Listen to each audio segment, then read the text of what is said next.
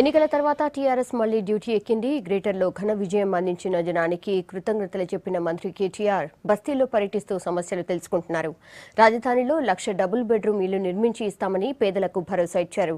మరోవైపు మేయర్ ఎన్నికపైన గులాబీ నాయకత్వం కసరత్తు మొదలుపెట్టింది.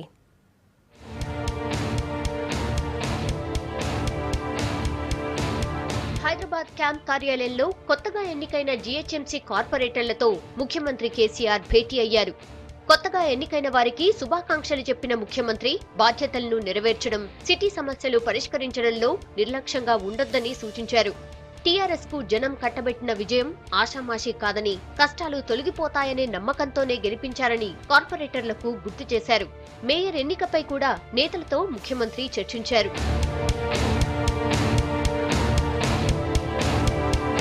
మరోవైపు గ్రేటర్ ఎన్నికల్లో ఘన విజయం సాధించిన తర్వాత పంచాయతీరాజ్, ఐటీ శాఖ మంత్రి కేటీఆర్ తొలిసారిగా బస్తీల్లో పర్యటించారు. మంత్రి తలసాని శ్రీనివాస్ యాదవ్ అధికారులతో సనత్ నగర్ లో హమాలీ కూలీల సమస్యలను అడిగి తెలుసుకున్నారు.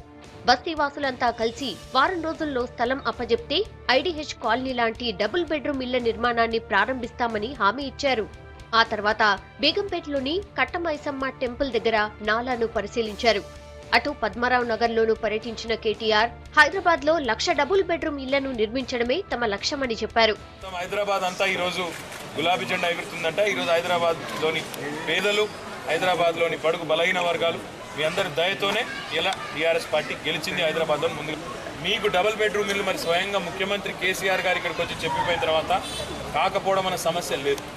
ఇంకోటి నిన్నమొన్నటిదాకా మన ఆలోచన ఏముండే అంటే ఈ సంవత్సరం 10,000 కట్టాలన్న ఆలోచన ఉండే ఇల్లు. కానీ నిన్న కేసీఆర్ గారు రాత్రి ప్రకటించినారు 1,00,000 ఇల్లు, 1,00,000 డబుల్ బెడ్రూమ్ ఇల్లు హైదరాబాద్. రోజంతా కేటీఆర్ ఇంట సందడి వాతావరణం కనిపించింది. గ్రేటర్ ఎన్నికల్లో గెలిచిన టీఆర్ఎస్ కార్పొరేటర్లు మంత్రి కేటీఆర్ ను ఆయన ఇంట్లో కలిసి థ్యాంక్స్ చెప్పుకున్నారు. పార్టీకి, ప్రజలకు అందుబాటులో ఉండాలని కేటీఆర్ తమకు సూచించారని కార్పొరేటర్లు చెప్పారు. హైదరాబాద్ అభివృద్ధికి అందరినీ కలుపుకుని ముందుకు సాగుతామన్నారు రవాణా శాఖ మంత్రి మహేందర్ రెడ్డి. గెలిచిన అభ్యర్థులు, కార్యకర్తలు తన నివాసానికి తరలి రావడంతో వారితో విజయోత్సవాన్ని పంచుకున్నారు మంత్రి. కేసీఆర్ గారి నాయకత్వాన 150 డివిజన్లో కూడా ప్రభుత్వం మీద ఉన్న నమ్మకంతో ప్రజలందరూ కూడా ఓట్లు వేసినారు. అదేవిధంగా ఏ నమ్మకంతో ఓట్లు వేస్తారో మాకు పెద్ద బాధ్యత కూడా అప్పచెప్పినారు ప్రభుత్వం మీద, ముఖ్యమంత్రి మీద, మంత్రుల మీద. దానికి మరి మేమంతా కూడా ప్రజలకు అందుబాటులో ఉండి పనిచేస్తాం.